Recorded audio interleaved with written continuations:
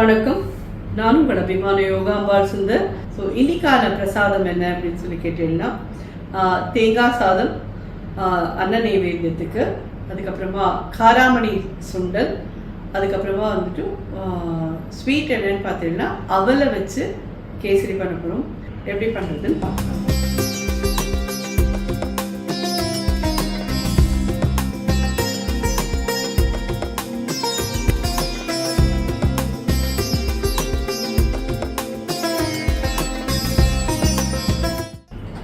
நெய் விட்டுருக்கேன். நான் ஒரு டேபிள் ஸ்பூனுக்கு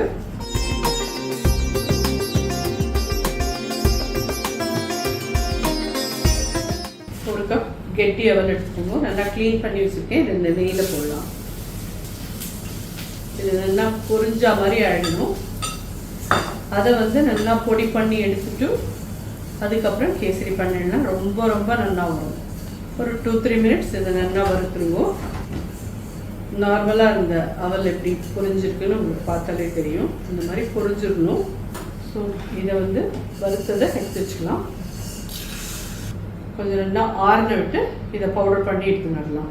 ஸோ இப்போ நாங்கள் என்ன பண்ண போகிறோம்னா, நான் எப்பயுமே முன்னாடிலாம் சொல்லிகிட்டே இருந்தேன் அந்த சுண்டலுக்கான பவுடர் பண்ணுறது. அந்த பவுடர் எப்படி பண்ணுறதுன்றது இப்போ காமிச்சிடுறேன். நான் ஒரு 2 டேபிள் ஸ்பூன் கிட்ட தனியா போட்டிருக்கேன். 8 மிளகா போட்டிருக்கேன். 1 டேபிள் ஸ்பூன் கிட்ட கடலைப்பருப்பு போட்டிருக்கேன். இதை ட்ரையாக ரோஸ்ட் பண்ணி இதை எடுத்துட்டு அப்படியே நம்ம காராமணி சுண்டலில் போட்டோம்னா ரொம்ப ரொம்ப நல்லாயிருக்கும். இதை காராமணி சுண்டலுக்கு மட்டும்தான் போட்டுக்கணுமா அப்படின்னு கேட்டீங்கன்னா, இல்லை, இந்த மாதிரி லெவலில் நீங்கள் 200 கிராம்ஸ்னால் இந்த லெவல் போடும். இந்த மாதிரி பவுடர் பண்ணிவிட்டு நீங்கள் சனா சுண்டலுக்கு போடலாம். பட்டாணி தேங்காய் மாங்காய் பட்டாணி சுண்டல் பண்ணோம் இல்லையா, அதுக்கு போடலாம். எல்லா சுண்டலுக்குமே நீங்கள் இந்த மாதிரி பவுடர் யூஸ் பண்ணி பண்ணலாம். ஏன்னா ஜஸ்ட் நான் அதை சொல்லிகிட்டே இருந்தேன்னா சரி வராது இல்லையா. நான் அதை எப்படி பண்ணணும்னு உங்களுக்கு காமிச்சிடணும்ல, அதுக்கோசரம் இந்த பவுடர் எடுத்துட்டேன்.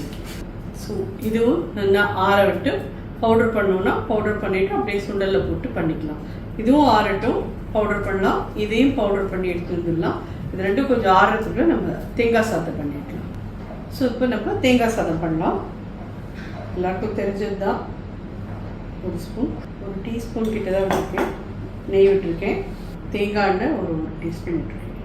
கடுகு 1/4 டீஸ்பூன் போட்டுருக்கேன். உளுத்தம்பருப்பு 1 டீஸ்பூன், 1/2 டீஸ்பூன் கடலைப்பருப்பு, முந்திரி பருப்பு ஆப்ஷனல், எவ்வளோ வேணுமோ அவ்வளோ போட்டுக்கோங்க. இல்லை நிலக்கடலை போட்டுக்கோங்க, போட்டுக்கோங்க. பெருங்காயப்பொடி 1/2 டீஸ்பூன், இஞ்சி சின்ன பீஸ் பொடியாக நறுக்கிறது, பச்சை மிளகா 1, வரமிளகா 2, கருவேப்பிலை, தெரிவின தேங்காய். இதில் இதோட முடிச்சிட்டியா நீ அப்படின்னு கேட்டீங்கன்னா, இல்லை, நம்ம ஒரு சின்ன ட்விஸ்ட் வச்சுருக்கோம்.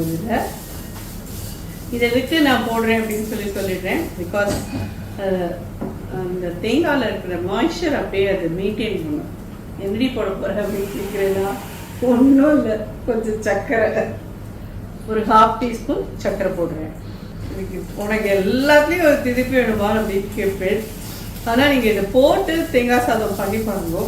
அதுக்கப்புறம் நீங்களே சொல்லுங்க கரெக்டு. இது அதாவது இந்த தேங்காயோட டேஸ்ட் அதை எடுத்து காமிக்கும். அதில் இருக்கிற மாய்ஸ்சர் அதை தக்க வைக்கும். அதுக்கப்புறம் ஜஸ்ட் ஒரு 1/2 டீஸ்பூன் போடுங்க. ஜாஸ்தினா வேண்டாம். சாதத்தில் ஆட் பண்ணலாம். சாதத்துக்கு தேவையான உப்பு ஒரு 1/2 டீஸ்பூன் போடுறேன். 1/2 டீஸ்பூன்லேயே 3/4 டீஸ்பூன் போடுங்க. தேங்காய் சாதம்லாம் ரொம்ப தாங்காது. அடுப்பை கண்டிப்பாக பசி எடுத்து இந்த மாதிரி பச்சையாக தேங்காய் எண்ணெயும் ஒரு டீஸ்பூன் விட்டுக்கோங்க. தாளிச்சு கொட்டுறதே விட்டுருந்தாலுமே பச்சையாக தேங்காய் எண்ணெய் 1 ஸ்பூன் மேலே விட்டு பசிஞ்ச எண்ணெய் ரொம்ப நல்லாயிருக்கும் தேங்காய் சாதம். ஜோவான தேங்காய் சாதம் தயார். கொத்தமல்லி போடலாம். தேங்காய் சாதம் தயார். அடுத்த ஐட்டம் பார்க்கலாம். ஸோ இப்போ காராமணி சுண்டல் தயார் பண்ணிடலாம்.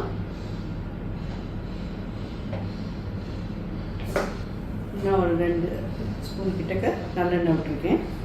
காராமணி பற்றிலாம் இப்படி வந்துருக்கு பாருங்க. இதேதான், இதுவும் ஒரு 4 hours தான் ஊற வச்சு முங்குற அளவுக்கு தண்ணி விட்டு கொஞ்சமாக உப்பு போட்டுட்டு 2 விசில் வாங்கினேன். அவ்வளோதான், மசிஞ்சு வெந்துட்டு. அப்படியே கடுகு 1 ஸ்பூன் கிட்டக்கு, உளுத்தம்பருப்பு 1/2 டீஸ்பூன், பெருங்காயப்பொடி, கருவேப்பிலை, வரமிளகா, இதை வேக வச்ச காராமணியை இதில் ஆட் பண்ணலாம். காராமணிக்கு தேவையான உப்பு ஒரு 3/4 டீஸ்பூன் கிட்ட போட்டுருவேன். வறுத்தோண்டு அது பொடி பண்ணி வச்சு இதை ஆட் பண்ணிடுவோம். இந்த பவுடரே வந்து நம்ம அந்த 200 grams இதுக்கு தேவையான அளவுக்கு தான் பண்ணினோம். இது பெரிய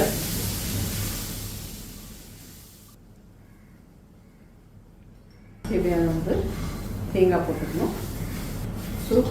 சூடான காராமணி சுண்டல் தயாராகிட்டு இன்னும் அவல் கேசரி மட்டும்தான் பண்ணணும்.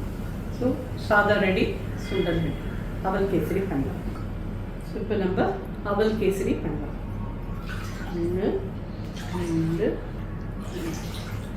இந்த தண்ணி விடுற இடத்துல நீங்கள் வந்து 3 கப் பாலை விட்டு கூட இந்த கேசரி பண்ணலாம். ரொம்ப டிஃப்ரெண்ட்டாக ரொம்ப ரொம்ப நல்லாயிருக்கும். எப்படி ரவையில் வந்து பாலை விட்டு கேசரி பண்ணுறோமோ அதே மாதிரி தான் நீங்கள் அவலுக்கும் பாலை விட்டு கேசரி பண்ணீங்கன்னா ரொம்ப நல்லாயிருக்கும். சுவாமி பிரசாதம் உங்களுக்கு பாலை விட்டு நீங்கள் கேசரி பண்ணிக்கிறீங்கனாலும் பண்ணிக்கணும். கொதிக்கட்டும். இதில் வந்து குங்குமப்பூ, நான் குங்குமப்பூ போடுறேன். எங்களால் குங்குமப்பூ யூஸ் பண்ண முடியாதுங்கிறவா கேசரி கலர் யூஸ் பண்ணிக்கிறேன்னா பண்ணிக்கணும். பட் 1 கப்பு அவல் எடுத்திருந்தோன்னா 3 கப்பு தண்ணி விட்டுக்கோங்க. இது பார்த்தீங்கன்னா எப்படி ஃபைனாக பவுடர் பண்ணி வந்துருக்குன்னு தெரியும். இது வந்து சிரோட்டி ரவா மாதிரி பவுடர் ஆகும். இது தண்ணி கொதி வரணும், அதுக்கப்புறமா இதை ஆட் பண்ணணும். ஸோ நம்ம இப்போ வந்து அடுத்த அம்பாளை பற்றி பார்க்கறதுக்கான டைம் வந்தாச்சு. எப்பயுமே ஸ்வீட் பண்ணுறதே தான் அம்பாளை பற்றி பேர் இருந்தது செஞ்சுருக்கோம். மகாராஷ்டிராவில் இருக்கிற கோலாப்பூர் மகாலட்சுமி வந்து அடுத்த இதுவாக சொல்லியிருக்கார் ஆதிசங்கர். அம்பாளுடைய கண்கள், அவளுக்கும் வந்து 3 நேத்திரங்கள் உண்டு. அந்த நேத்திரங்கள் வந்து அங்கே விழுந்த இடம் வந்து மகாலட்சுமி கோலாப்பூர் அம்பாளோடது. அதுக்கு வந்து நிறைய பேர் ஆனால் அங்கே வந்து அம்பாளுக்கு வந்து கண் நோய் இருக்கிறது, கண்ணில் ஏதாவது பிரச்சனை இருக்கிறவா எல்லாரும் போய் அம்பாளை வேண்டினோட மகாலட்சுமி அப்படின்றதோடு இல்லாத இந்த கண் நோய்களெல்லாம் தீர்த்து வைக்கக்கூடியவளாகவும் அவர் இருந்துருக்காங்க. தண்ணி கொதிக்கிறது, இது கிளறிட்டு வந்து பாக்கி சொல்கிறேன். அடுப்பு சின்னதாக வச்சுட்டு இதை ஆட் பண்ணுவோம்.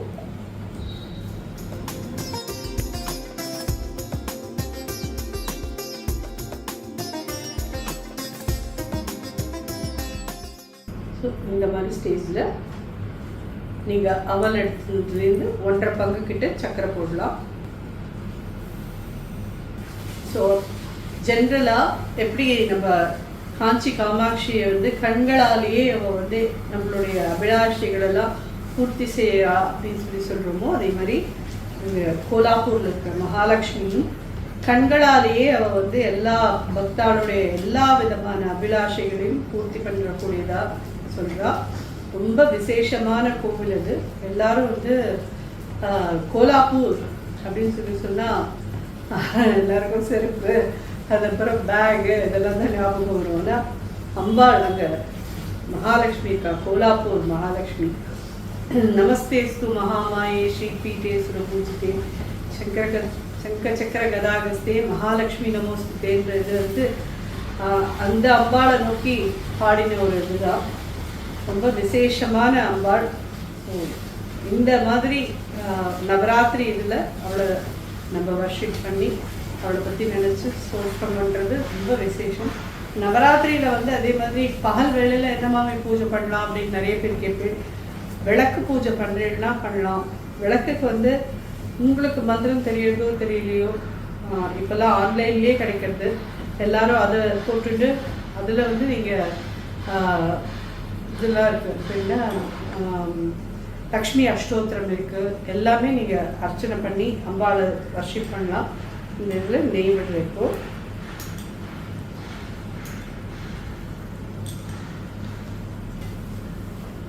ஒரு 4 ஸ்பூன் கிட்ட நெய் விட்டுருக்கேன். முன்னாடியே ஒரு டேபிள் ஸ்பூன் விட்டு தான் நம்ம இந்த இதை வந்து வறுத்துருக்கோம். அப்படிங்கிறச்சு இந்த 4 ஸ்பூன் கிட்ட போதும். உங்களுக்கு இது ரவையா அவலான்னு தெரியாது. ஸோ இந்த மாதிரியான நவராத்திரி தினத்தில் கோலாப்பூர் மகாலட்சுமியை நினச்சி நம்ம எல்லாருக்கோசரமும் கண்ணு தான் மெயின் இல்லையா? அது இருந்தால் தான் நம்ம எல்லாத்தையும் பார்க்க முடியும், அது இருந்தால் தான் நம்ம எல்லாத்தையும் பார்த்து ரசிச்சுக்க முடியும். ஸோ அந்த அப்பேற்பட்ட கண்ணுக்கான ஆசீர்வாதம் அவள் பண்ணுறா அப்படிங்கிறச்சே அவளை நோக்கி இந்த நவராத்திரி நாளில் நம்மளுக்கெல்லாம் எப்பயுமே நல்ல ஒரு பார்வையும் நல்ல ஒரு இதையும் கொடுக்கணும்னு சொல்லி அவர்கிட்ட பிரார்த்தனை பண்ணிக்கலாம்.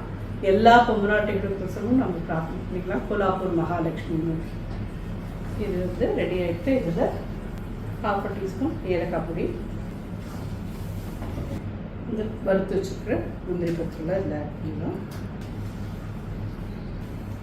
ஸோ இன்னைக்கான நைவேத்தியங்கள் பார்த்துருப்பேன். தேங்காய் சாதம் அண்ட் காராமணி பொடி பண்ணி போட்டு சுண்டல் பண்ணியிருக்கோம். அவல் கேசரி புதன்கிழமைக்கான நைவேத்தியங்கள் நூறாக ரெடி ஆகிடுது. ஆனால் எப்பயும் சொல்கிற மாதிரி நவராத்திரி ஆரம்பிக்கிறதே வந்து ரொம்ப ஜோராக இருக்கும், ஜோஷோடு இருக்கும்.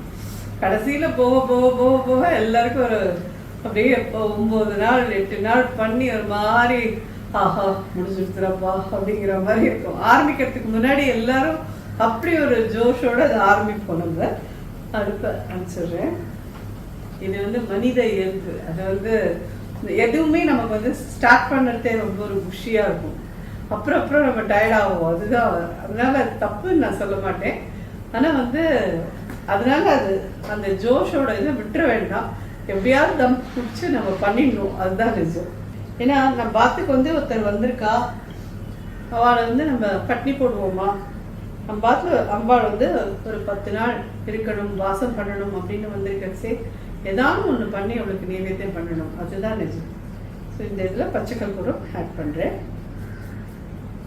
அடுப்பு அனுப்பிச்சிட்டேன் நான்.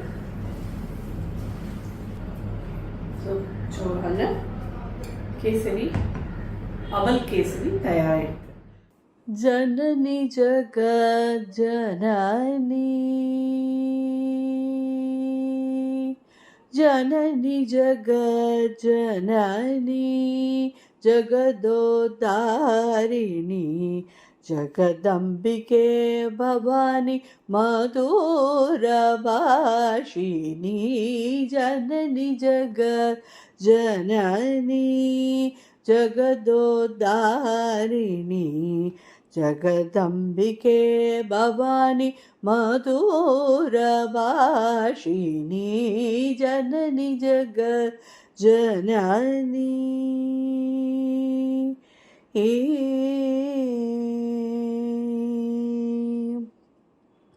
दिनं नियन करुणी,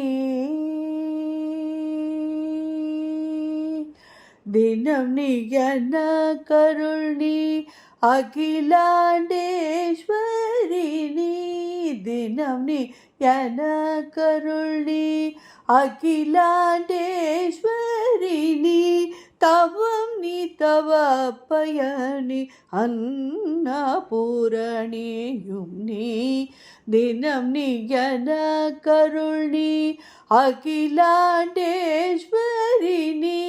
तवं तव पयनि अन्नपूरणियुम्नि, जननी जगत जननी.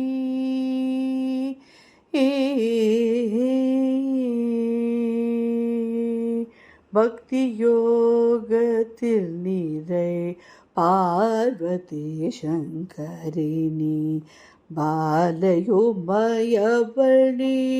பர்வதவர்தினி,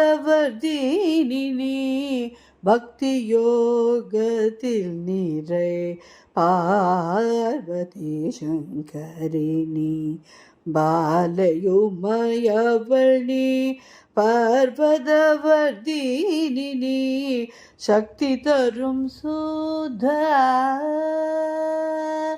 சக்தி தரும் சுதா சாந்த ஸ்வரூபிணி நீ சக்தி தரும் சுதா சாந்த ஸ்வரூபிணி நீ சினம் பணிந்தோர் கருளும் ஸ்வன காமாட்சியும் நீ சிரம் பணிந்தோர் கருளும் ஸ்வன காமாட்சியும் நீ ஜனனி ஜகத் ஜனனி ஜகதோதாரிணி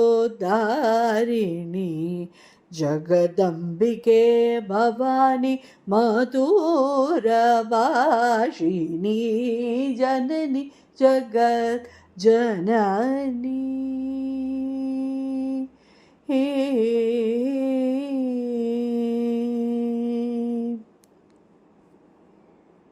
புதன்கிழமைக்கான நைவேத்தியங்கள் எல்லாம் தயார். சுவாமிக்கு எல்லாத்தையும் பண்ணி நைவேத்தியம் பண்ணிட்டு எல்லாருக்கும் பகிர்ந்துட்டு கொடுத்துட்டு நீங்களும் சாப்பிட்டு பார்த்துட்டு எப்படி இருந்து ஃபீட்பேக் சொல்லுங்கள். நன்றி, வணக்கம்.